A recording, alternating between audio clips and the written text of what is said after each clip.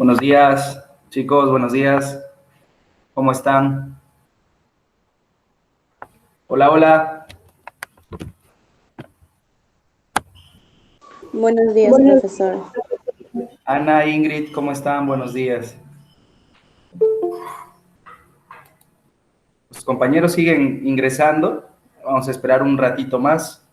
Mientras podemos ir conversando. Vi que el WhatsApp del grupo está reventando. ¿Tienen algunas inquietudes ustedes con respecto al examen? ¿Les agarró de sorpresa quizás el hecho de que descuenten puntos o ya lo sabían? ¿Cómo es?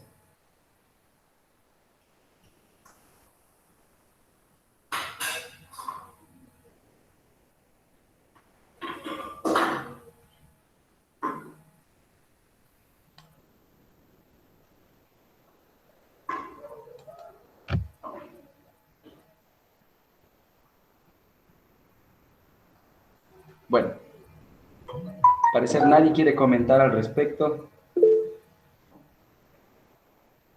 Mayra dice que de tiempos van a quitar puntos. Sí, no se acostumbraba en CPU a quitar puntos. Sí, exactamente, Mayra, lo habían dejado de hacer. Es más, creo que en admisión, solo en los exámenes de admisión se quitaban puntos. Pero la situación, escuchando un poco al director, la situación en la que estamos amerita hacer algunos ajustes en el examen. Básicamente por temas de bioseguridad. No se puede estar mucho tiempo en un lugar o un ambiente cerrado, ¿no?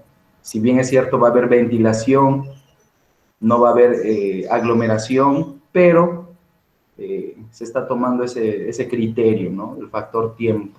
Por eso es que las preguntas solamente van a ser 70. El nivel de complejidad es ni medio, ¿sí? Entonces, van a ser preguntas muy,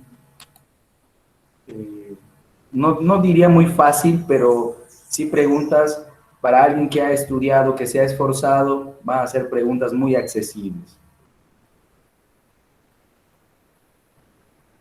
¿Por qué se descuentan puntos? Básicamente para evitar empates, ¿no? Lo que se quiere es que no existan esos empates, ¿no? Lo que se quiere es de que las décimas, centésimas, milésimas puedan jugar a favor del que más se ha preparado, del que más se ha esforzado. Básicamente ese es el soporte que les puedo dar con respecto al examen. Vi mucha preocupación en el grupo, así que nada, chicos, ustedes den su examen como si no les van a quitar puntos, ¿no?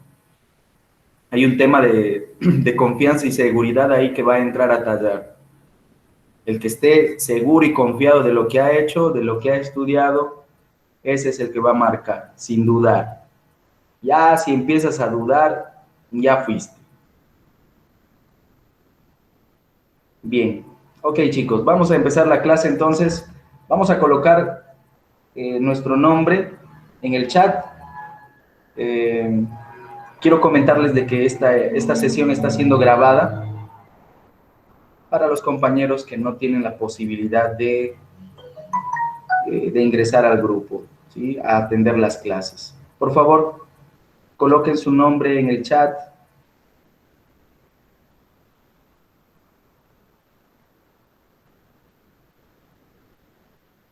Muchas gracias para los que están colocando sus nombres.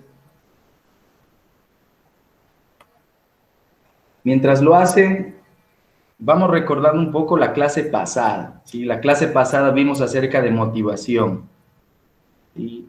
La motivación forma parte de los procesos volitivos, ¿ok? Los procesos volitivos son los que facultan al hombre, facultan a la persona a decidirse en hacer algo, hacer algo. Y vimos como tema principal a la motivación. La motivación es esa energía, es ese impulso que nos lleva a movernos, a lograr algo, a alcanzar algo. y ahí surgieron muchas preguntas, ¿no? Yo les decía, ¿qué es o quién es el motivo para que ustedes se levanten todos los días deseosos de salir adelante, deseosos de luchar por sus sueños, por sus objetivos? ¿Quién es o qué es? Muchos decían, profesor, quiero ser profesional y eso es lo que me mueve.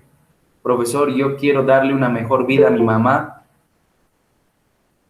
Profesor, yo quiero tener una familia, quiero tener una casa, quiero ser feliz.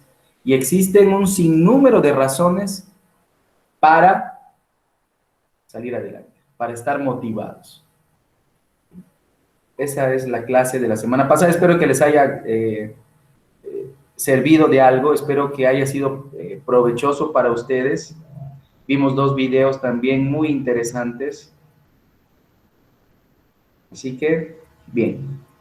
Sin más, vamos a pasar la lista.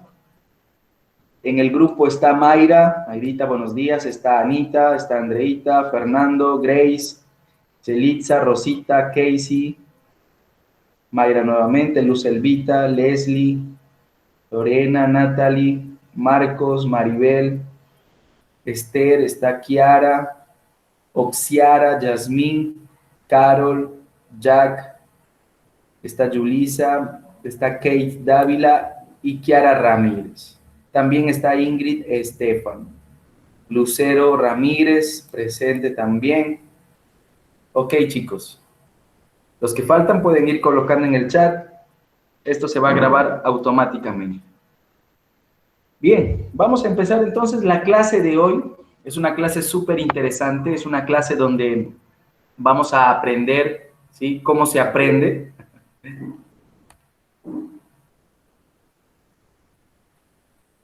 A ver, vamos a atender este chat. Disculpen, chicos. Leslie me dice, profesor, la compañera llamada Ximena Núñez tuvo un problema con su máquina. Me dijo para avisarte. Gracias, Leslie. Lo vamos a tomar en cuenta. Muchas gracias. Dile, por favor, a tu compañera Ximena de que se ponga al día. Ya mirando el video se va a poner al tanto. Les decía, ¿no? La clase de hoy tiene como objetivo conocer en detalle cómo aprendemos, cuáles son los factores que involucran en el aprendizaje. Vamos a ver también teorías del aprendizaje. Vamos a ver ejemplos donde normalmente uno pasa desapercibido, sin darse cuenta, están haciendo uso de muchas teorías en el día a día, en la casa, en el barrio, cuando estamos con los amigos, cuando tenemos una relación sentimental también, ¿sí? Utilizamos muchos aprendizajes sin darnos cuenta. Así que la clase de hoy promete, la clase de hoy es muy interesante y el tema es aprendizaje, ¿sí? Aprendizaje y teorías del aprendizaje. Vamos a iniciar, como ya lo hemos estado viniendo haciendo hace dos clases pasadas, con un video. Este video es un video introductorio, poco para ayudarnos a refrescar la memoria, porque estos temas, de hecho, que ustedes lo ven en el colegio, lo vemos en la escuela, de manera disgregada quizás. Hoy vamos a tratar de unir, de tejer los conocimientos y vamos a consolidar ideas, ¿ok? Vamos a ver el video, por favor, presten mucha atención. Permítanme compartir mi pantalla.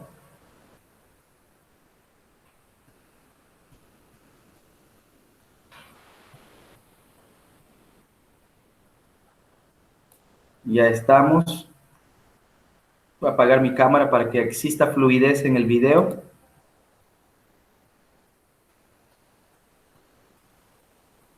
Por favor, confírmenme si es que pueden visualizar mi pantalla.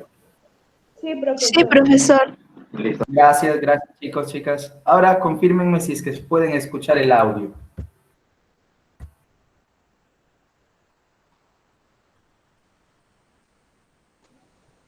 No, profe. No, todavía hay audio ahí. Ahorita viene el audio, si es que escuchan esto. El aprendizaje es algo que experimentamos todos los días. ¿Ahí logran escuchar? Sí, profesor. Genial, genial. Entonces, empezamos. El aprendizaje es algo que experimentamos todos los días. Aprendemos en la calle, en la escuela, con los amigos, cuando reflexionamos. Es algo tan cotidiano que con frecuencia lo pasamos por alto, e incluso nos costaría explicar qué es el aprendizaje. El aprendizaje puede presentarse de manera intencional o sin intención.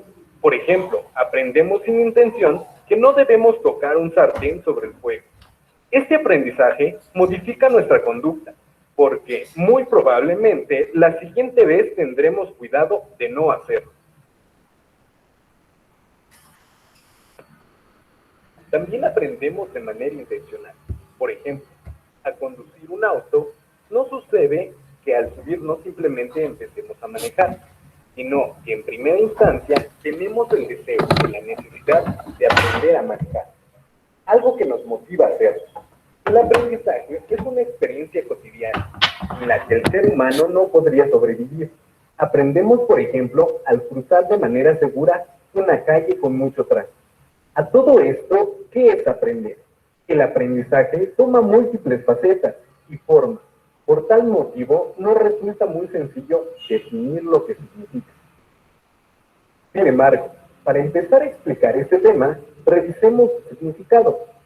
Acción y efecto de adquirir el conocimiento de algún arte, oficio u otra cosa por medio del estudio o de la experiencia.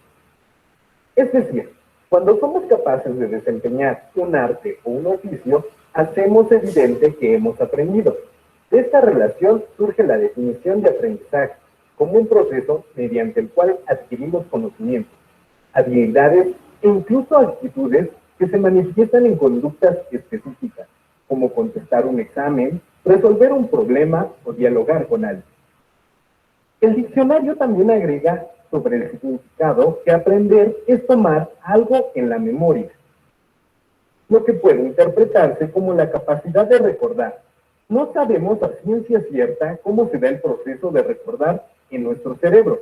Lo que sí sabemos es que la memoria juega un papel fundamental en el aprendizaje, ya que están íntimamente relacionados, por lo que no es fácil separar uno del otro.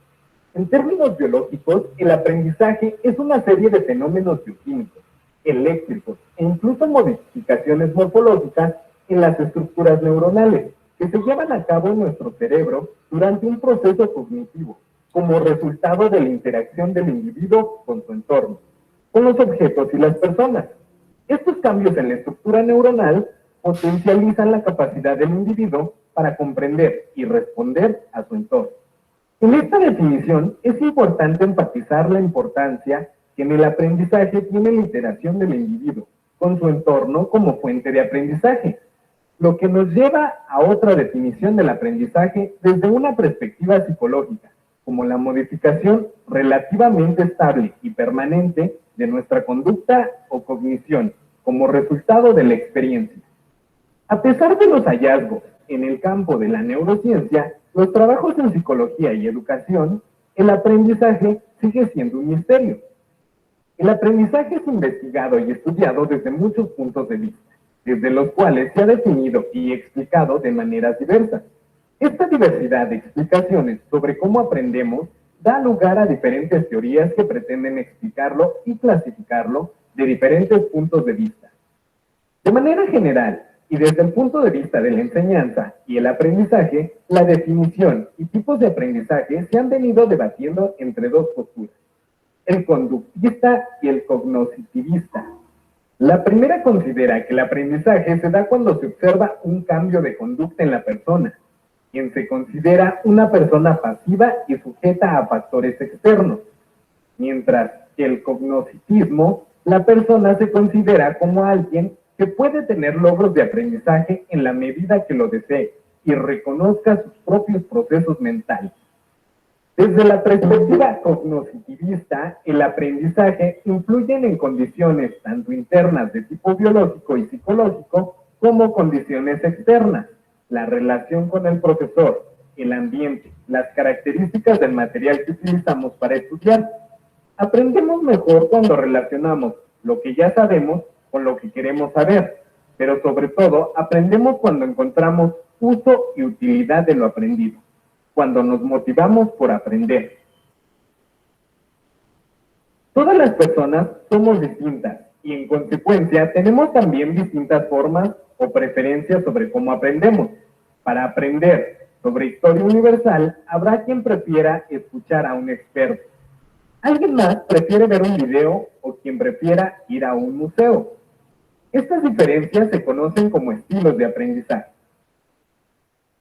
Cada estilo privilegia ciertas formas de buscar, procesar, organizar y representar la información que se conocen como estrategias de aprendizaje. En resumen, aprendemos toda la vida y en todo momento. Aprendemos del otro, con el otro y con uno mismo. El aprendizaje y la memoria son dos procesos íntimamente relacionados y necesarios para adquirirnos nuevos conocimientos, conductas y actitudes. Todo lo que hemos aprendido y estamos aprendiendo a lo largo de nuestra vida nos sirven para interactuar con nuestro entorno, convivir con los demás, resolver problemas, enfrentar situaciones o aprobar un examen. Algunos factores que promueven el aprendizaje son la motivación, el deseo por saber y la utilidad que encontraremos en lo aprendido.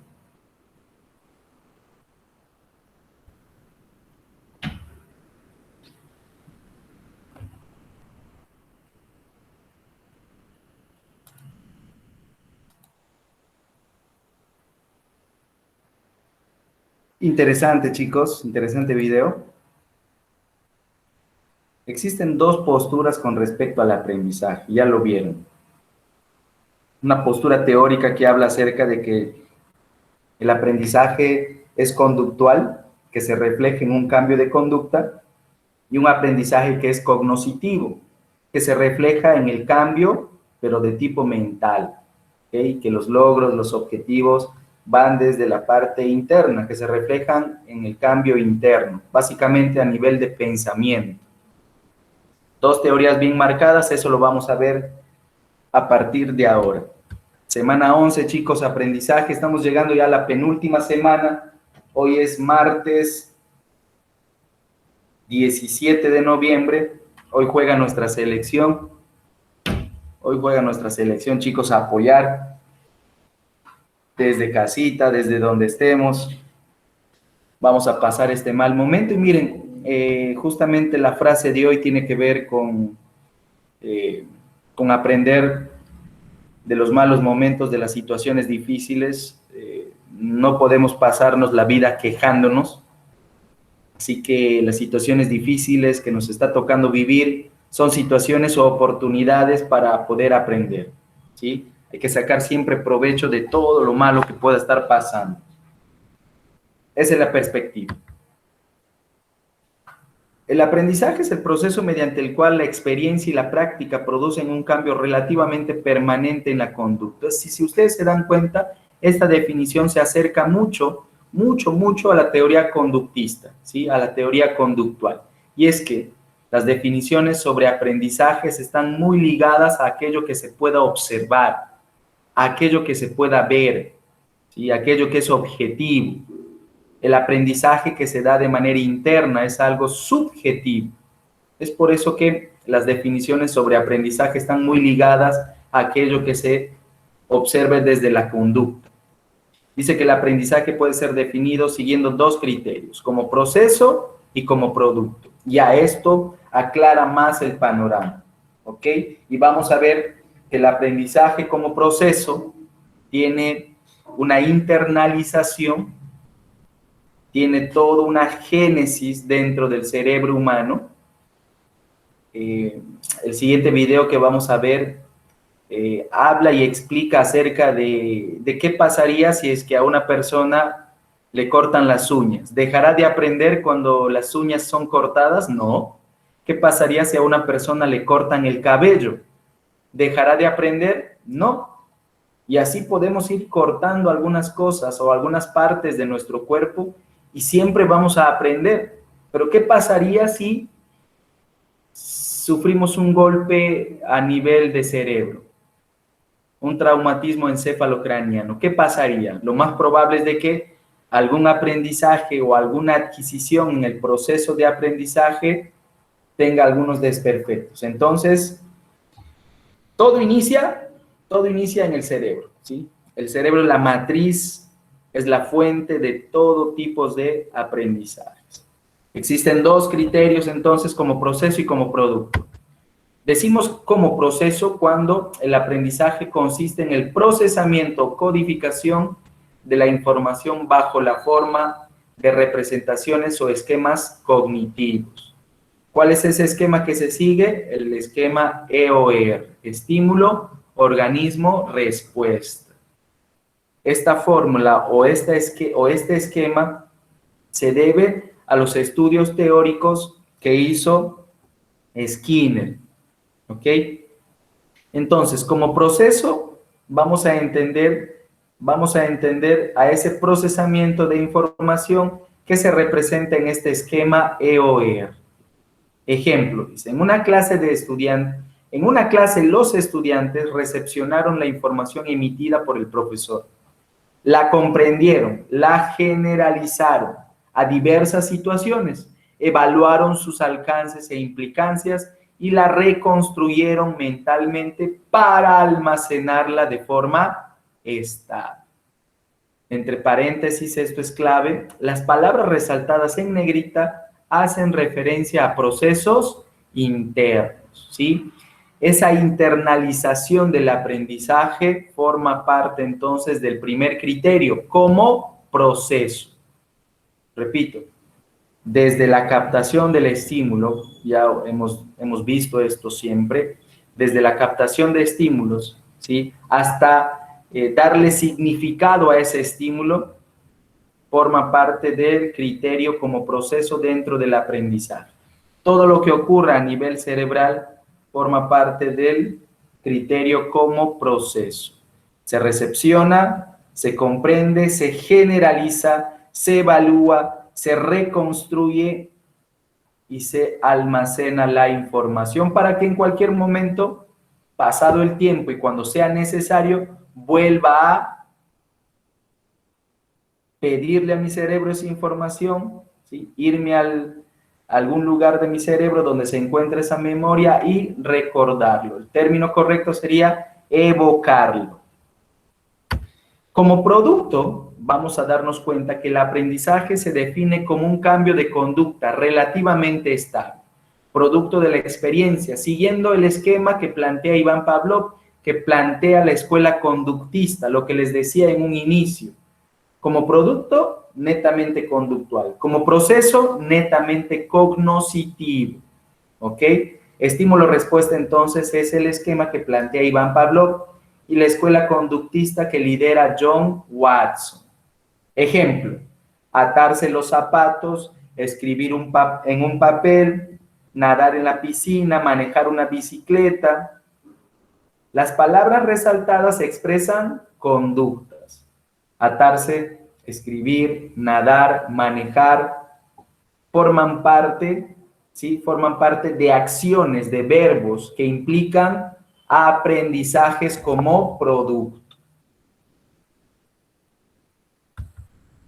¿Cuáles son los factores que influyen en el aprendizaje? Esto es clave, chicos, esto es clave porque estos factores interactúan entre ellos, facultando al hombre esta capacidad de aprender. Las investigaciones realizadas por diferentes científicos coinciden en señalar una serie de factores que influyen directamente en el proceso de aprendizaje. Así tenemos los siguientes. Number one, la capacidad intelectual. Chicos, y es que no todos tenemos la misma capacidad intelectual. Existen personas que están superdotadas. ¿Recuerdan la clase de inteligencia? Donde vimos a personas que tenían un coeficiente intelectual que pasaban los 120. Recuerdan que nosotros, la mayoría de personas en el mundo entero, y es por eso que se llama coeficiente intelectual promedio, tenemos nuestra inteligencia entre 90 y 110, ese es el promedio, 90 y 110. Y hay personas también que están por debajo del promedio. Probablemente son personas que tengan algún retraso, algún retardo de tipo mental. Y aquí vimos a los chicos que tienen síndrome de Down, que su techo para adquirir conocimiento, su capacidad intelectual, apenas y con mucho esfuerzo pueden llegar al promedio, ¿sí? Y eso, ¿ok? Entonces la capacidad intelectual es uno de los factores que directamente influye en el aprendizaje. La salud física y mental. Qué importante, chicos, qué importante que hoy en día, ¿sí? Hoy en día los diferentes organismos que hablan acerca de salud no solamente se refieren a salud como el hecho de estar bien a nivel físico. Hoy en día salud también es el bienestar mental, ¿sí? Yo puedo tener muchas habilidades físicas, puedo ser un tipo muy dotado físicamente, pero si desde lo mental estoy mal, toda mi salud empieza a resquebrajarse, a desmoronarse. Hoy en día se hablan de enfermedades psicosomáticas, esas enfermedades que tienen un origen en cuestiones psicológicas y que repercuten en la salud física. Entonces, hoy más que nunca, antes, durante y después de lo que estamos viviendo con esto de la pandemia, hoy la salud física y mental cobra un valor importante en todos nuestros aprendizajes, desde lo más simple hasta lo más complejo. ¿Okay? Y el tercer factor que influye directamente en los procesos de aprendizajes son los deseos de aprender, la motivación. Y la motivación es el deseo de aprender, ¿sí? Es el deseo de aprender. De nada me sirve tener mucho conocimiento, mucho coeficiente intelectual, de nada me sirve estar bien física y mentalmente. Y miren cómo lo mental está muy conectado y relacionado con el deseo de aprender. ¿Ok? Puedo estar físicamente muy bien, pero si no existe ese deseo de aprender, lamentablemente nos vamos a estancar. ¿Ok? Aquí hay muchos ejemplos para resaltar, ¿no? Años anteriores yo escuchaba a estudiantes de 70 años que lograron su ingreso a San Marcos, ¿no? A nivel nacional esto era una noticia muy buena, ¿no? Adulto mayor de 75 años logra su ingreso a la Universidad Nacional de Ingeniería, ¿no? Increíble, estos ejemplos son dignos de resaltar. Cuando existe el deseo de aprender, no hay obstáculo, no hay edad, no hay el paso del tiempo, no hay cuestiones económicas que nos impidan alcanzar lo que uno desea, ¿no? Más si se trata de un crecimiento personal, ¿no? Abraham Maslow decía, nuestra autorrealización, el deseo de aprender.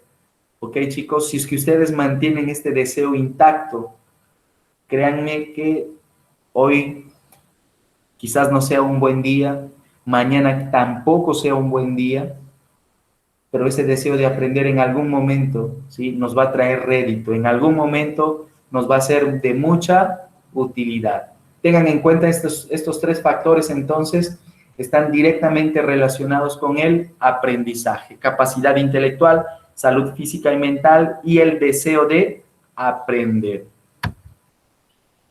Ahora, vamos a ver dos características del aprendizaje, características que se puedan observar y características no observables. Repito, todas estas forman parte de esas dos corrientes o dos teorías que al inicio hemos mencionado. Las teorías conductuales, las que se pueden observar, y las teorías cognitivas, las que forman parte de un proceso interno que no se puede observar. En ese contexto podemos decir que las características del aprendizaje son observables cuando se expresa como un cambio en el comportamiento. Cuando el cambio en el comportamiento es producto de la práctica, es decir, de experiencias propias. Yo recuerdo hace algunos años atrás haber practicado mañana, tarde y noche la sustentación de mi tesis, ¿no? Me miraba al espejo, hacía de cuenta que en la habitación habían los 3 jurados, estaban también los compañeros, las familias de los compañeros, mi familia, hacía de cuenta que tenía un auditorium lleno que va a escuchar mi tesis, lo que yo pueda hablar acerca de mi investigación. Entonces, lo que yo estaba haciendo era practicar, ¿sí? Cuando llegue el momento, llegado el momento, yo pueda desenvolverme de la mejor manera, pueda tener un buen performance. A eso se refiere con que las características del aprendizaje se observan. Hay una estabilidad relativa en este proceso. ¿Qué quiere decir esto? Que relativamente permanece con nosotros. Si tú eres de esas personas que practica lo que va a realizar, que cuando el 12 de diciembre ustedes entren a su examen, ya con esas prácticas, con esas horas, ¿sí?, de constante práctica que han tenido, lo más probable es de que el 12 de diciembre, cuando llegue su examen, ustedes vayan a hacer lo mismo que han hecho en sus prácticas. A eso se refiere con que esta característica observable se mantiene relativamente estable, es permanente, ¿sí? Esta conducta es permanente. Las conductas que no son observables, ¿sí?, son esas conductas que forman parte de un proceso. En el aprendizaje no debemos dejar de lado procesos que existen y se dan dentro de nosotros y que influyen en este proceso. Son los llamados mediadores. Repito, los que no se observan, ¿sí?, forman parte del proceso de aprendizaje que se da en la interna del cerebro. ¿Sí? Aquí entran a tallar las sensaciones, las percepciones, el tipo de pensamiento, la inteligencia, la memoria.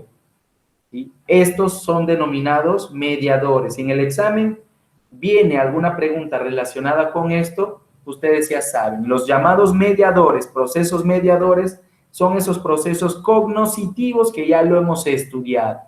Estos permiten que el aprendizaje como un proceso pueda tener resultados, ¿ok?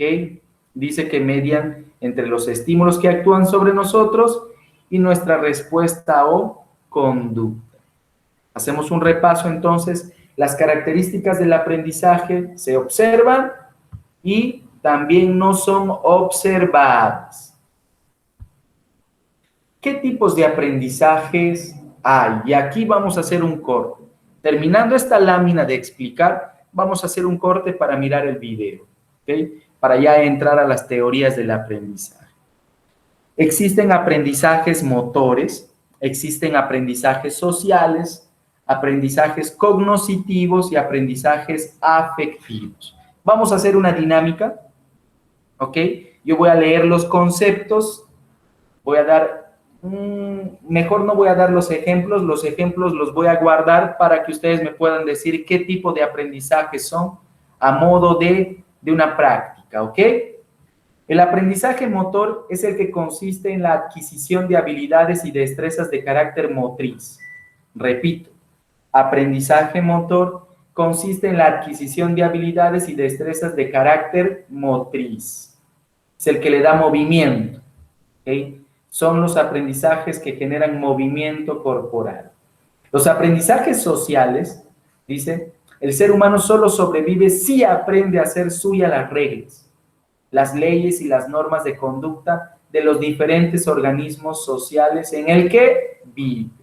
Estos aprendizajes de índole social, ¿sí?, están conformados por las reglas que rigen nuestra comunidad, que rigen en nuestras familias. Son leyes que rigen en nuestros gobiernos, son normas de conducta. Dice que el ser humano tiene que aprenderlas para que pueda vivir de la mejor manera.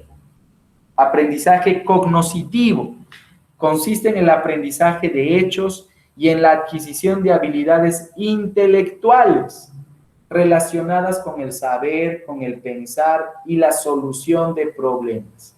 Nuevamente, ¿sí?, el aprendizaje cognitivo hace referencia, ¿sí?, a esos procesos que ya lo hemos visto, que tienen que ver con la inteligencia, que tienen que ver con el pensamiento, ¿sí?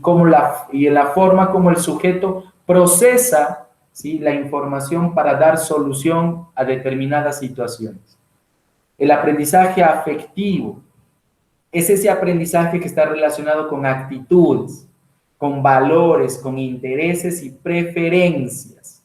Repito, este aprendizaje afectivo está muy relacionado, ¿sí?, con ese proceso que vimos hace 2 semanas, ¿verdad? Con la capacidad de sentir, de amar, de apasionarme, aprendizaje afectivo.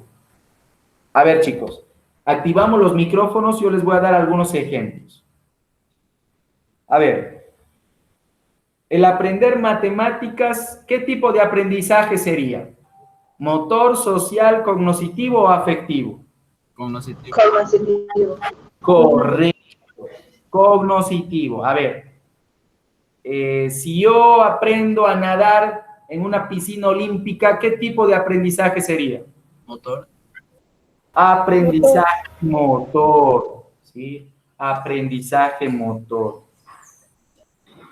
A ver, el miedo aprendido a las alturas, ¿qué tipo de aprendizaje sería? Social. Piensen un poquito, ¿ah? Afectivo. Afectivo. Afectivo, claro. Afectivo. Afectivo. A ver. Las celebraciones de San Juan, ¿qué tipo de aprendizaje sería? Social. Aprendizaje social, ¿sí? No se olviden. A ver, una más, esta está facilita. Aprender a bailar marinera, saya, ¿qué tipo de aprendizaje sería? Motriz. Motor. Sí, aprendizaje motriz o aprendizaje motor. Ok, chicos, excelente, excelente. Avanzamos y vamos a ver este video que explica cómo el ser humano aprende. ¿Ok? Escuchen esta primera parte con mucha atención acerca del ejemplo. Y este ejemplo habla acerca de dónde se originan los aprendizajes. Esto nos va a servir para aprender a cómo aprender.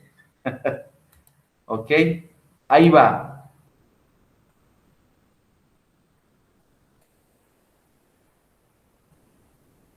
¿Prestamos atención?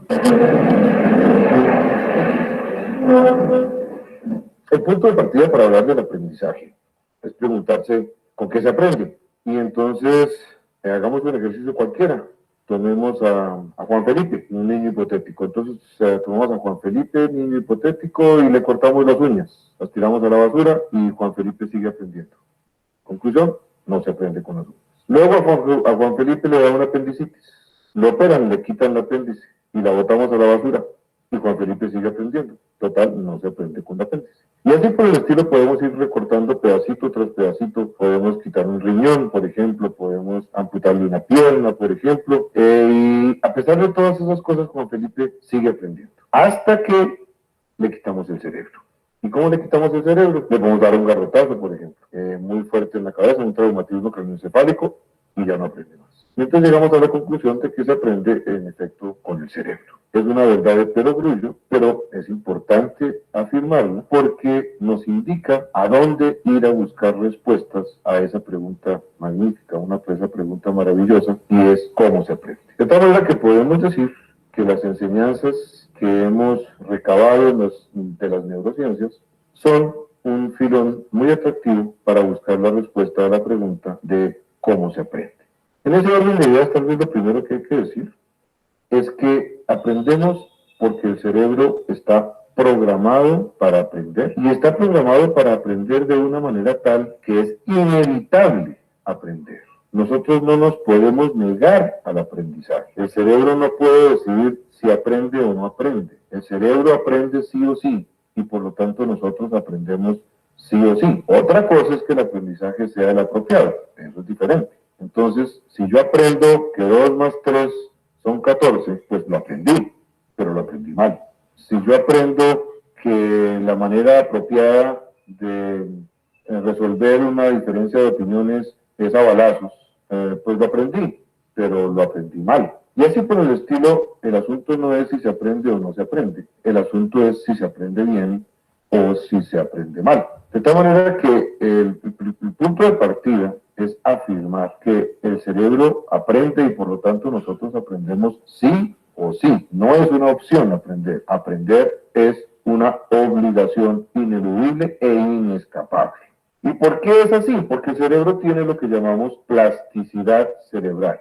El común de la gente tal vez cree que el cerebro está construido al nacimiento, porque nos parece que como todos los órganos están construidos al nacimiento, pues asumimos que el cerebro igualmente está construido al nacimiento. Pues no es así. El cerebro se construye día con día. No es cuestión de que el cerebro incorpore cosas, no es cuestión de que en algo etéreo, el alma o la mente se adquieran conocimientos. No, es cuestión de que el cerebro cambia día con día. El cerebro se construye día con día. ¿Y cuáles son las fuerzas que construyen esos cerebros? Pues básicamente dos. La primera, la herencia, la genética. La genética, por decirlo de alguna manera, dibuja los límites de la cancha. Una gallina se comporta como se comporta y aprende lo que aprende porque tiene los genes de las gallinas. Un gato hace lo propio porque tiene los genes de los gatos. Y los humanos, pues hacemos lo nuestro porque tenemos los genes de los humanos. Y entonces la genética, por decirlo de alguna manera, dibuja los límites de la cancha. Una vez dibujados los límites de la cancha, los contenidos dependen de la experiencia vital de cada uno de nosotros. De tal forma que si usted nació en Colombia, pues el lenguaje que seguramente lo rodeó toda la vida fue el español y por lo tanto usted aprendió a hablar en español. A menos claro que usted sea guayú, porque si usted es guayú y su cultura solamente habla guayú y durante su infancia usted solamente escuchó hablar guayú, pues entonces usted aprende a hablar, claro, en guayú. De tal manera que el entorno de cada uno de nosotros ya sobre esta cancha dibujada nos llena de contenidos y es el que decide qué es lo que se aprende. Resumen, el aprendizaje es el resultado de un matrimonio bien avenido entre genética y medio ambiente. Y ese medio ambiente se define en las neurociencias, o esa manera como el medio ambiente influye o determina los aprendizajes, se define en las neurociencias alrededor de una palabra que es la palabra engrama. Y la palabra engrama se refiere a huellas en el cerebro. Y lo que hay son huellas de todo. Cuando yo hablo español, pongo en acción esa huella y hablo español. Cuando juego fútbol, pues pongo en acción ese engrama y juego fútbol. Cuando cocinamos un sancocho de gallina, ponemos en acción un engrama que hemos aprendido y hacemos un sancocho de gallina. Y ese engrama, su definición empieza con la siguiente frase: adquirido en el curso de experiencias sucesivas. Eso es lo que fabrica ese engrama y eso es lo que determina esos aprendizajes. Experiencias de todo tipo, lingüísticas, por supuesto, ya lo hemos dicho. Se aprende en español o en guayú o en polaco, dependiendo de cuál es el entorno lingüístico de uno, pero no solamente se aprende el lenguaje, se aprenden habilidades. Y usted va a la isla de Providencia y encuentra un grupo de niños que tienen unas habilidades maravillosas en el entorno marino, que no lo tienen los niños de Duitama. ¿Por qué? Porque adquirido en el curso de experiencias sucesivas, sus experiencias cotidianas les permitieron afinar eso. Pero se aprenden los gustos. Tome usted en Colombia un grupo de personas del altiplano cundiboyacense y un grupo de personas del Valle del Cauca y del Chocó, por ejemplo. Y tire usted un racimo de chontaduros en la mitad de la sala y ya sabe quién es quién. Porque los gustos también se aprenden. Las emociones se aprenden. Cuando en un partido de fútbol entre Colombia y Brasil, Colombia mete un gol, se grita de alegría si se es colombiano, pero se consume en la tristeza si se es brasileño. Entonces aprendemos todo. Aprendemos el lenguaje, aprendemos los hábitos motores, aprendemos los gustos, aprendemos las emociones, aprendemos todas esas cosas. Y a eso se le llama aprendizaje fisiológico, el aprendizaje que se da silvestre, que se da por el simple hecho de vivir. Entonces, un niño en un parque que se monta en un columpio y que una y otra vez hace los movimientos propios del columpio y va aprendiendo esas destrezas, aprendió de manera silvestre. Porque sí, un niño de una aldea de pescadores en Taganga, que ayuda a sus padres a remendar redes, adquirido en el curso de experiencias sucesivas, aprende a remendar redes. una niña que juega con sus muñecas y luego se para ella frente al espejo y se pone una hebilla y se pone otra cosa, aprende. ¿Aprende qué? Aprende su esquema corporal, aprende a tratar de sentirse bella, aprende actitudes y modales, y a todo eso se le llama aprendizaje fisiológico. Algún día aparece un extraño, y ese extraño se abroga un derecho, el derecho de decidir cuándo se aprende, cómo se aprende, con qué se aprende, a qué hora se aprende. ¿Y quién es ese extraño? La escuela. Y lo que pasa ahí entonces es que ese aprendizaje que se daba silvestre, ahora ya no es silvestre, es un aprendizaje dirigido. ¿Dirigido por quién? Por el adulto, por supuesto, por la cultura, por el entorno, por la escuela, por la estructura de la escuela. Y hablamos entonces de aprendizaje pedagógico. De manera que podemos entender que el aprendizaje lo podemos concebir desde dos ámbitos.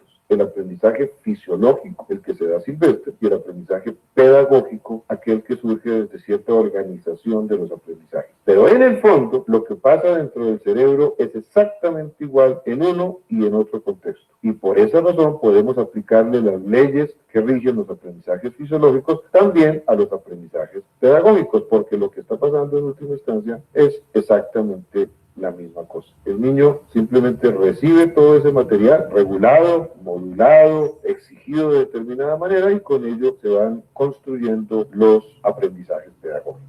Y eso nos lleva entonces a preguntarnos sobre qué reposa el aprendizaje. Y ya hoy en día sabemos que el aprendizaje reposa, como cualquier mesa de cuatro patas, sobre cuatro pilares, lo que nosotros llamamos los pilares del aprendizaje.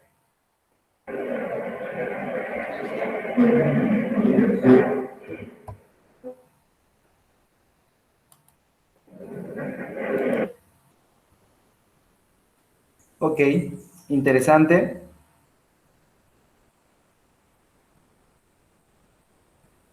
Y podemos sacar muchos ejemplos nosotros, ¿no? Con respecto a aprendizajes. Hay una parte que me llama la atención y decía acerca de las diferencias culturales que existen entre pueblo y pueblo. Y en nuestro país existen diversidad de culturas y hay una diversidad de etnias también, ¿no? Nuestra forma de comunicarnos, nuestra forma de hablar, las cosas que comemos, ¿no? Desde ahí uno ya se va dando cuenta quién es quién, y esto forma parte de un aprendizaje social, cultural, ¿no? Es interesante esto, es muy interesante. Ahora vamos a ver en detalle. Dime, hija. ¿Cuáles son los pilares del aprendizaje? Eso lo vamos a ver en una siguiente clase, ¿sí? Los 4 pilares del aprendizaje. En realidad, no forma parte de nuestra clase, pero sí forma parte de la teoría completa del aprendizaje. ¿Ok? Si gustan, les puedo dar un apartado, les puedo dar un link, o les puedo dar la teoría para que ustedes lo examinen. ¿Está bien? Profesor, ¿eso forma parte de la teoría que viene para el examen? No. Ya es algo extra, no es como un plus. Si ustedes deciden estudiar psicología, deciden estudiar educación, van a profundizar esos temas. ¿Ok? Ahora, vamos a ver teorías del aprendizaje. Cuando hablamos de teorías del aprendizaje, nuevamente, nos vamos a poner en el plan de que existen 2 corrientes. Una corriente conductista, y aquí vamos a encasillar al condicionamiento clásico, al condicionamiento operante, al condicionamiento instrumental. Todas estas teorías, condicionamiento clásico, condicionamiento operante y condicionamiento instrumental, forman parte de las teorías conductistas. ¿Ok?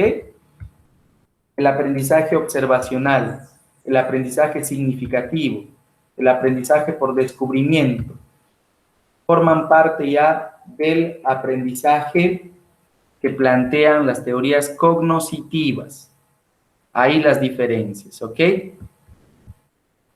Vamos a empezar entonces con la primera teoría, el condicionamiento clásico.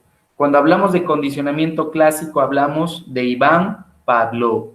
Este médico ruso que estudió la fisiología del ser humano, destaca porque su trabajo básicamente está muy relacionado o se centra, ¿sí? Se centra en procesos digestivos, cómo ciertas conductas se pueden condicionar y provocar en el ser humano respuestas también condicionadas. Entonces, condicionamiento clásico, Iván Pavlov. Condicionamiento clásico, Iván Pavlov. Vamos a ver la lámina.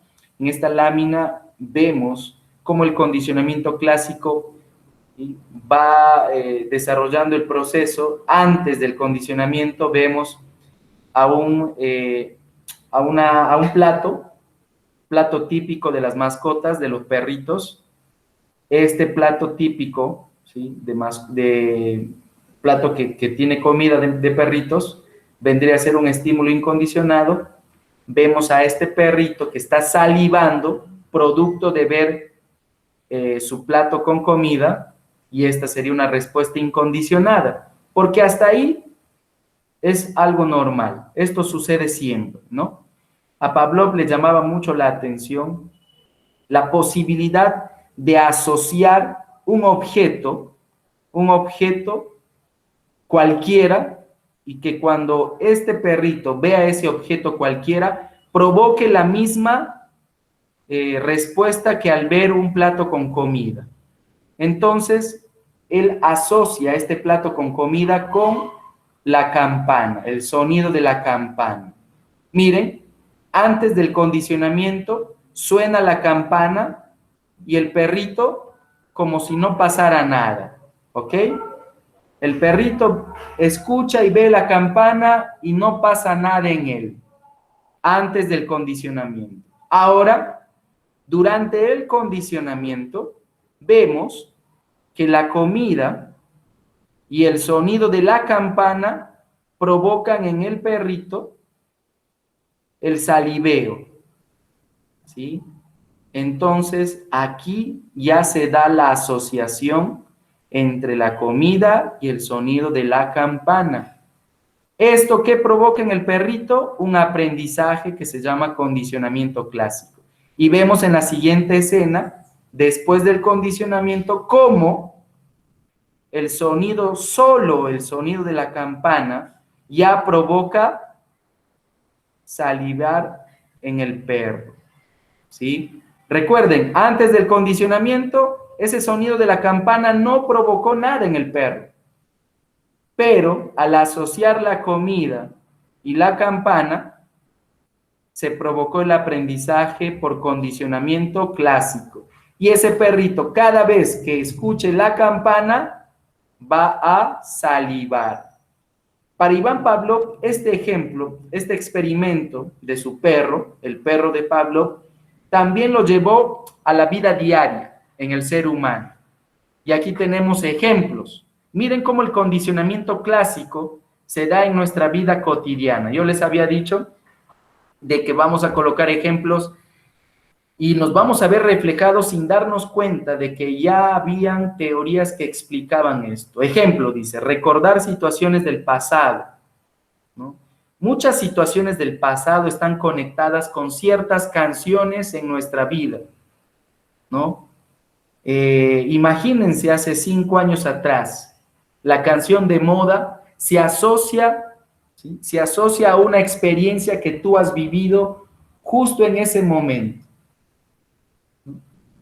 Probablemente una relación sentimental, una relación amical, una fiesta de cumpleaños, ¿no? Hablando de cosas que nos generan placer, o cosas también tristes o situaciones tristes.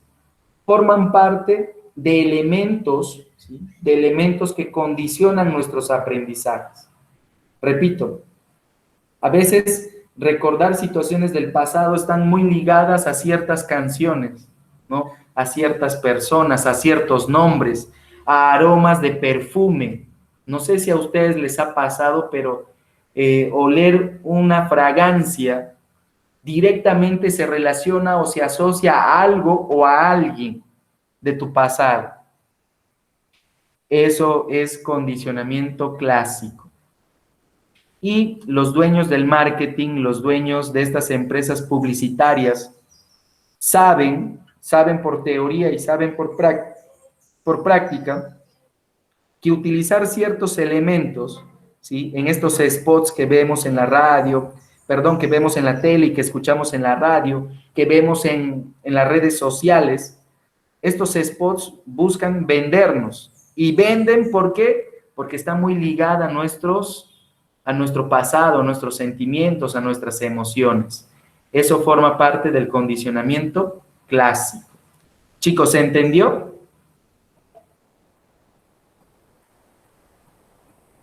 Hola. Sí, profesor. Genial, gracias, hijo. Ahora vamos a otra teoría que pertenece a las teorías conductistas y es el condicionamiento operante. ¿Ok? La premisa es el cambio de conducta. ¿Ok? Cambio de conducta. Miren cómo ese ratoncito está en una caja y esta caja tiene varios elementos. Esta caja tiene un altavoz, esta caja también tiene luces, tiene una palanca, tiene un dispensador de comida, tiene una bandeja de comida, tiene una rejilla eléctrica y un generador de electricidad. Prácticamente el ratoncito está en su casa, ¿ok? Está en su casa. Cada vez que hace su deposición, la deposición se hunde por la rejilla, ¿ok? Cada vez que este ratoncito quiere comer, ¿qué es lo que hace? Lo que hizo este ratoncito fue buscar muchas opciones. Cuando una persona tiene hambre, cuando un animal tiene hambre, lo que hace es buscar, ¿sí? Y este ratón se dio cuenta de que al jalar la palanca, sus patitas delanteras, ¿qué provocaba? Que el dispensador de comida se activara, ¿sí? Entonces, este ratoncito aprendió de que al jalar la palanca con sus patas delanteras, iba a recibir comida. Y ya no buscaba en otro lado, porque se generó un condicionamiento, un aprendizaje operante. Este aprendizaje operante tiene que ver con reforzadores. ¿Qué significa eso? Significa de que si yo hago algo, obtengo una recompensa. Entonces, el condicionamiento operante precisa de que el ser humano, como los animales, cada vez que tienen un reforzador, lo que van a hacer es potenciar esa conducta, consolidar esa conducta. En términos prácticos, ¿qué nos decía papá? ¿Qué nos decía mamá? Hijito, si tú estudias, te doy esto. Si tú estudias, te compro esto. ¿Qué es lo que estaba haciendo papá y mamá? Premiándonos. ¿Qué es lo que buscaban en el fondo? Reforzar una conducta. ¿Cuál era esa conducta? Estudiar. A eso le llamamos condicionamiento operante. Y el autor de esta teoría es el psicólogo norteamericano Burrus Frederick Skinner. ¿Ok? Él es el que fabricó esta caja para explicar la conducta de estos ratones y básicamente la conducta animal también que hay en nosotros, ¿no? Una conducta operante. ¿Ok? Una conducta operante. Si tú quieres reforzar una conducta de tus amigos, de tu pareja, una conducta positiva, lo que tienes que hacer es utilizar esta teoría, condicionamiento operante, ¿no? Ejemplo, si tú quieres que tu pareja sea más cariñosa, más afectiva, ¿qué es lo que tienes que hacer? Cada vez que ella realice una conducta de cariño, lo que tú tienes que hacer es reforzarla, ¿no? Imagínense, este es el ejemplo, ¿no? Es una pareja que está en el parque conversando y por ahí esa pareja tiene ciertas diferencias, ¿no? La mujer es más cariñosa y el hombre es un poco seco. Y la mujer ya conoce esta teoría, ya sabe que esta teoría sí funciona. Entonces, lo que va a hacer esta chica es esperar el momento para que su pareja mencione o tenga una conducta de cariño. Imagínense, él no sabe decir mi amor, pero por ahí se le escapó y dijo mi amor.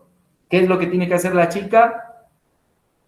Darle un premio, ¿no? Y el premio podría ser algo objetivo o podría ser también una muestra de cariño. Lo más usual es que la chica le responda, ¿no? Ay, amor, gracias por decirme esas palabras tan bonitas y darle un besito, ¿no? El varón se da cuenta entonces de que cada vez que dice mi amor, obtiene una recompensa, otra muestra de cariño, un buen trato. A eso le llamamos condicionamiento operante. Finalmente, dentro de las teorías conductuales, vamos a ver la teoría que plantea Edgar Thorndike. Este es denominado el condicionamiento instrumental, llamado también condicionamiento por ensayo y error. Condicionamiento por ensayo y error. Dice que el ser humano tiene que practicar para poder alcanzar un ideal. Aquí vemos a un gato que está también en una caja puesto a experimento. Dice que Thorndike colocó un gato hambriento en la caja problema. En esta caja problema, ¿sí?, había comida afuera donde el gato podía olerla y verla. Obviamente esta caja era transparente, probablemente de vidrio, y el gato tenía acceso al olor de la comida y podía verlo también. Para conseguir la comida, el gato debía encontrar la manera de abrir el cerrojo de la puerta. ¿Se imaginan a este gato entonces, chicos? Presionando con sus patas delanteras, con sus patas traseras, con su cola, con su boca, ¿sí?, utilizando su cabeza para poder encontrar la forma de salir de esa caja e ir en busca de la comida. Al inicio el gato tardó mucho tiempo en descubrir la manera de abrir. Pero cada vez que Thorndike volvía a encerrarlo a este gato en la caja, el gato ya tardaba menos tiempo en hacerlo, hasta que finalmente, en cuestión de segundos, lo abría. Este experimento, entonces, corrobora la teoría que plantea Thorndike. Esta teoría que señala que existe un aprendizaje por condicionamiento instrumental, llamado también por ensayo y error. Es como una situación en el fútbol, ¿no? El que practica penales, el que dice, voy a patear la pelota y lo voy a colocar en el ángulo. De decirlo a hacerlo ya hay mucha diferencia. Entonces, lo que tiene que hacer es ensayar y ensayar. Los errores van acercando a los aciertos. Ensayo y error, condicionamiento instrumental. Si antes te demorabas 20 tiros para darle en el ángulo, este ensayo va a hacer de que cada vez que te toque patear ya no sean 20 tiros, sino sean 15, posteriormente 10, posteriormente 5, hasta que finalmente todos tus tiros vayan al ángulo. Condicionamiento instrumental. En este condicionamiento que plantea Thorndike hay 3 leyes. La ley del uso y del ejercicio, probablemente la más conocida y que de aquí parten las 2 leyes siguientes, dice que por la cual dan gran valor a la práctica y al ejercicio, como medios del aprendizaje, lo que mencionamos. La ley del desuso. Si la conexión neural entre un estímulo y su respuesta dejan de ejecutarse, durante un tiempo, dicho enlace se debilita. Mientras más tiempo pase, más débil sería la relación. Es como cuando resolvemos ejercicios matemáticos. Si estás todos los días practicando, lo más probable es de que no tengas problemas en resolver. Pero imagínense a ese estudiante que ya terminó el colegio y después de 5 años decide postular a la universidad. La probabilidad de que resuelva los ejercicios después de 5 años está bien complicada. ¿Por qué? Porque esta ley del desuso menciona que la carencia, ¿sí? La carencia entre la relación neural, esta conexión neural de estímulo y su respuesta al ejecutarse, va perdiéndose porque no hay la práctica diaria o continua. Finalmente tenemos la ley del efecto. Esta ley del efecto va en conexión con el aspecto agradable del ejercicio. ¿Qué quiere decir esto? Que si esa actividad me genera placer, me genera bienestar, lo más probable es de que el aprendizaje sea más rápido, sea más frecuente, ¿sí? Por la recompensa o por el tipo de consecuencia que tenga este aprendizaje. Ley del efecto, ¿sí? Repito, la ley del efecto, si ese aprendizaje me genera placer, lo más probable es de que yo aprenda más rápido, ¿no? Porque me agrada, me hace bien. Y todo lo contrario, entonces, si es que los efectos de esa actividad, los efectos de ese aprendizaje me generarían malestar.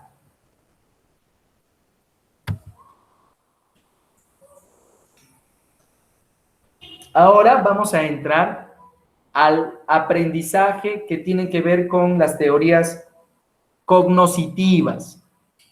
Repito, las teorías conductistas fueron 3. La que plantea Pavlov, condicionamiento clásico, la que plantea Skinner, condicionamiento operante, y el condicionamiento instrumental que plantea Thorndike. Ahora vamos a ver a las teorías que pertenecen a lo cognoscitivo, ¿sí? A esas teorías que forman parte de un proceso interno. Aquí vamos a ver a Albert Bandura, ¿sí? Este señor habla acerca del aprendizaje observacional, llamado también aprendizaje vicario. Aprendizaje observacional o aprendizaje vicario, ¿sí? Este aprendizaje es un aprendizaje imitativo. Tiene lugar cuando una persona adquiere una nueva conducta por medio de la observación de la conducta de otras personas, ¿ok? Y estas personas vendrían a ser modelos. Es por eso que en otros textos ustedes van a encontrar como aprendizaje por modelos, ¿ok? Aprendizaje por modelos. Aquí vemos un ejemplo de un niño rasurándose con una cuchara, ¿no? Tratando de imitar lo que hace el padre al rasurarse la barba, ¿no? Se echa la espuma en la cara y con una cuchara, ¿sí?, finge estar sacándose los pelitos de la cara, ¿no? Profesor, a mí nunca me enseñaron a manejar carro. Yo lo aprendí viendo a mi tío. Yo lo miraba y aprendí mirando cómo se maneja. ¿Qué tipo de aprendizaje es? Observacional. ¿Quién es el autor? Albert Bandura. Ya lo saben. Aprendizaje significativo. Este es un aprendizaje que plantea David Ausubel. ¿En qué consiste el aprendizaje significativo? Consiste en integrar los saberes previos con los conocimientos nuevos. Aquí hay un ejemplo, dice, el profesor llega a la clase, ¿sí? El profesor llega a la clase, realiza su clase y se genera un aprendizaje significativo. ¿Por qué? Porque el estudiante ya vino repasando lo que el profesor iba a hacer. Cuando ustedes ingresen a la universidad, el profesor de cada área, de cada materia, dentro de la universidad les va a entregar en su primera clase el sílabus. Profesor, ¿qué es el sílabus? El sílabus es el contenido temático, también tiene las formas de evaluar, también habla acerca de las asistencias, el objetivo del curso. Pero ese sílabus contiene un eje temático, semana tras semana, clase tras clase. ¿Por qué? Porque el profesor y la universidad lo que buscan o lo que quieren buscar o lo que pretenden es de que el alumno, antes de asistir a la clase, le dé un repaso, ¿sí? Investigue de manera personal previo a su clase. Y con esos conocimientos previos, el docente pueda realizar maravillas en el aprendizaje. ¿Se imaginan a esa clase donde todos los estudiantes, los 30 estudiantes, los 20, los 25, ya sepan qué es lo que va a hacer el profesor? ¿Se imaginan esas preguntas? ¿Sí? ¿Se imaginan al profesor esforzándose por responderlas? Todo eso forma parte entonces de lo que Ausubel señala, el aprendizaje significativo. Dentro de este aprendizaje hay dos tipos: el memorístico, que es un aprendizaje mecánico, y el significativo propiamente dicho, ¿no? Que es la recepción comprensiva. Era 1995, yo iniciaba, o 96, perdón, yo iniciaba mis clases en el Ofelia Velázquez, en la institución educativa Ofelia Velázquez, aquí en Tarapoto, en el emblemático Ofelia Velázquez, y recuerdo a una compañerita. Esta compañerita desde primer grado de secundaria, ¿sí? Fue mi compañera en segundo y lo volví a encontrar en quinto de secundaria. Esta compañerita destacaba por algo, y es que era la número 1 en el salón, pero era la número 1 porque se comía los libros, se comía los cuadernos, literalmente. Cuando tenía que responder, respondía tal cual estaba en el libro, tal cual estaba en el cuaderno. En los exámenes orales igual, tal cual, tal cual. A esta compañerita la elogiaron mucho en el colegio. Decían de que iba a ser una gran ingeniera, una gran abogada, un gran médico. Pero ¿qué pasó? Pasó de que este aprendizaje mecánico, que es el aprendizaje memorístico, no le sirvió mucho en la universidad, porque la universidad lo que busca, como parte de sus objetivos en el aprendizaje estudiantil, es de que el alumno despierte crítica, despierte sus propios juicios, que elabore sus propios conceptos. Y esto parte desde un aprendizaje significativo, ¿sí? Parte desde el aprendizaje por descubrimiento, ya lo vamos a ver, a Jerome Bruner, ¿no? Entonces, es bueno cuando nuestra memoria nos ayuda a comprender, cuando nos ayuda a aprender, pero no es muy bueno cuando la memoria se convierte en el único pilar, ¿sí? Aquí hay un pilar donde su compañerita me decía, no es el único, o no es bueno cuando se convierte la memoria en el único pilar del aprendizaje. ¿Ok? Es importante de que el ser humano también tenga criterio, tenga sus propios juicios. Aprendizaje significativo. Vamos llegando ya a la parte final y vamos a ver el aprendizaje por descubrimiento. ¿Quién lo plantea? Jerome Bruner. ¿Sí? El aprendizaje por descubrimiento no es otra cosa más que ese aprendizaje que se da cuando el ser humano, de manera instintiva o buscando una causa, un efecto, decide por sus propios medios encontrar respuestas. Aprendizaje por descubrimiento, Jerome Bruner. El docente debe procurar, ¿sí? En una clase donde se busca este tipo de aprendizaje por descubrimiento, el docente debe de procurar que los mismos estudiantes descubran por sí mismos los conceptos y elaboren sus propios conceptos, construyan sus proposiciones, se planteen sus tesis, contrasten sus tesis, ¿no? El ejemplo es el siguiente, dice: el docente deja una tarea en el laboratorio de química y a partir de experimentos ellos puedan comprobar leyes químicas, ¿no? A ver, imagínense, ustedes están estudiando ingeniería, ¿no? Agroindustrial, agronomía, y en el laboratorio el profesor simplemente les entrega los materiales, les entrega los procedimientos para la clase, el experimento de hoy, y el profesor solamente les dice, chicos, hay 3 leyes que van a descubrir siguiendo esos procedimientos, la clase es suya, ¿no? Y ustedes tienen 2 horas para realizar sus procedimientos, anotando, acotando, viendo los detalles, ¿sí? Viendo y resaltando lo que pasa, lo que sucede. Sería genial, ¿no? Donde el profesor solamente sea una guía, nada más. Y no sea él quien esté hablando y hablando y hablando, y él nomás sea el que ejecute las cosas que tenga que ejecutar dentro del laboratorio. Sería genial, ¿verdad? Claro que sí. A ese tipo de aprendizaje, entonces, donde es el mismo estudiante quien realiza, se denomina aprendizaje por descubrimiento.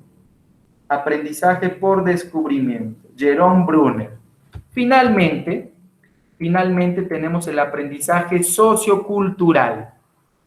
Este aprendizaje sociocultural está a cargo de Lev Vygotsky. Lev Vygotsky, un ruso, él decía que el hombre se apropia de su cultura, ¿sí? Y tiene un rol activo en esta cultura. Son los mediadores, los adultos, el lenguaje, los medios de comunicación que promueven la apropiación de los contenidos culturales. Y en la imagen vemos a un niño que socialmente, culturalmente aprendió que el fútbol solamente es para los niños, ¿no? Vemos a un niño subido a un carrito, ¿no? Y donde aprendió que socialmente ese carrito está direccionado, diseñado solamente para el uso de los niños. Vemos en la imagen inferior a una niña regando las plantas, vemos a una niña que se conmueve mirando una mariposa y a un niño extrañado queriendo coger esa mariposa. Miren, chicos, este aprendizaje sociocultural determina también la conducta del hombre, ya que a nivel social y cultural se asignan ciertos roles, ¿no? Ciertas formas de pensar, ciertas actitudes, ciertos pensamientos. Esto plantea Lev Vygotsky. Él habla de un nivel de desarrollo potencial, él habla de la zona de desarrollo próximo, él habla también del nivel de desarrollo real. Aquí el maestro tiene una importancia vital, repito, el maestro aquí juega un papel importante, porque es ese adulto que le da los pasos, le señala el camino, se convierte en un guía para esos estudiantes. ¿Okay? Importante entonces. Teoría sociocultural del aprendizaje. ¿Quién lo plantea? Lev Vygotsky. Chicos, ¿hasta aquí alguna pregunta? Profesor, le digo, en el condicionamiento operante, Skinner también hizo experimentos en las palomas, diga, no solamente con los ratoncitos, ¿sí? También hizo con otros animalitos. Si ustedes revisan, claro, con palomas. Si ustedes revisan algunos tutoriales, algunos videos que hay muchos en internet, van a darse cuenta que dentro de todos los animalitos, ¿sí? Dentro de todos los animalitos, es el ratón, ¿sí? El más utilizado, debido a lo pequeño que es, debido a que puede soportar diversas condiciones, debido a que el hombre puede utilizar a este animalito básicamente reflejando la conducta misma del hombre. Se hicieron experimentos con perros, con gatos, con ratones, con palomas, por mencionar algunos, ¿sí? Pero dentro de todos, el que hasta el día de hoy sigue siendo, con conejos también se hicieron, pero que hasta el día de hoy se siguen haciendo son con ratoncitos. ¿Ok? No son cualquier ratoncitos, ¿ah? Conviene mucho con las ratas albinas. Estas ratitas blancas. Ratas albinas, ¿ok? Muy bien, chicos. Entonces, yo quiero dejarles con esta frase. Esta es la frase de la semana. Dice, toda crisis tiene tres cosas. Una solución, una fecha de caducidad y una enseñanza para tu vida. Toda crisis tiene tres cosas, o trae tres cosas. Una solución, una fecha de caducidad y una enseñanza para tu vida. Fecha de caducidad hace referencia a que las crisis tarde o temprano dejan de ser crisis. Tarde o temprano terminan. ¿Tienen una solución? Sí. Y quizás no solo una, sino puedan tener varias. Y lo que más necesitamos es de que las crisis, los problemas, las dificultades que el ser humano, que ustedes, chicos, puedan estar enfrentando ahora, siempre les genere un aprendizaje, siempre les genere una enseñanza. El ser humano que aprende de sus errores, el ser humano que ve una oportunidad en un problema y las resuelve, es ese ser humano que tiene grandes posibilidades de seguir creciendo, de seguir adaptándose al cambio, de seguir generándose nuevas oportunidades para salir adelante. ¿Ok, chicos? No se olviden. Ahora vamos a resolver un cuestionario que yo preparé para ustedes. No sé si tengan este mismo cuestionario en el...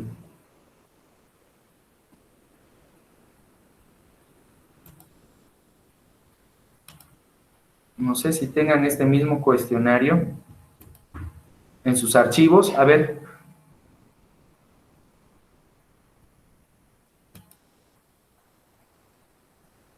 Rápidamente, nos quedan 3 minutitos.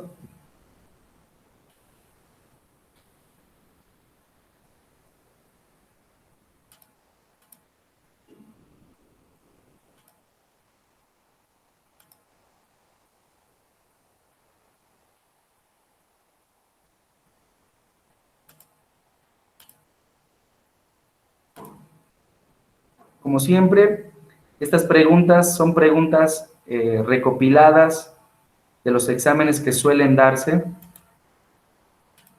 y de algunos libros importantes. A ver, dice, ¿pueden ver? Número 1, la capacidad de liderazgo sería un tipo de aprendizaje. ¿Qué tipo de aprendizaje sería ser un líder? ¿Social, sensorial, cognitivo, afectivo o motor? Social, profesor. De hecho, aprendizaje social. 2, el que un estudiante aprenda a resolver ejercicios geométricos implica un aprendizaje de tipo Cognitivo. Hasta ahí lo facilito. A ver, 3, en el aprendizaje por ensayo y error, la ley del ejercicio implica que el sujeto Recibe efectos. no recibe efectos. No. La D. Tampoco. Y La C, tampoco la C y tampoco la D. Ustedes están adivinando. Practica la conducta. Practica la conducta, pero lo estamos diciendo. Yo puse el ejemplo del penalero, el futbolista que va a patear un penal. Los primeros 20 penales no los acierta, ¿sí? Porque quiere meterle en el ángulo.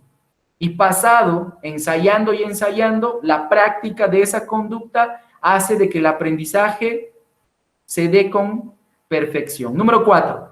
En el experimento de Pavlov, el sonido de la campana que produce salivación en el perro será un estímulo Condicionado. Chicos, me doy cuenta que solo algunos están prestando atención. ¿Ok? Ya, a partir de ahora vamos a leer, ustedes tengan su respuesta y lo vamos a contrastar rápidamente. 4 dice, ya es hora, en el experimento de Pavlov, el sonido de la campana, ya lo hemos leído. 5, completa, espacio, tipo de aprendizaje que se da al observar. ¿Qué sería? ¿Qué tipo de aprendizaje es cuando se da al observar? Aprendizaje de observación. Observacional, llamado también vicario o por modelos. 6. Autor que plantea el aprendizaje significativo. Ausberg, profe. Ausberg, muy bien. 7. Autor que plantea la fórmula ER. Es de Paulo. Iván Pavlov. 8. Autor que plantea la teoría del condicionamiento operante. Skinner. Skinner. 9. En el aprendizaje por descubrimiento, el método de enseñanza usado es... Deductivo. Aprendizaje por descubrimiento. Jerome Brunner. ¿Qué dice él? Que es el estudiante quien por sí mismo aprende. Entonces sería un aprendizaje inductivo. Y por último, ¿qué autor diría que lo más conveniente para el aprendizaje es darle tareas de investigación que le permiten descubrir por sí mismo? Ya lo he dicho recién. Brunner. Jerome Brunner. Ok, chicos, les voy a pasar esto ya resuelto al WhatsApp. Que les vaya muy bien, Dios me los bendiga, chao, chao. Hasta luego, profesor. No, profe. Que les vaya muy bien, chicos. Chao, chao. Bendiciones.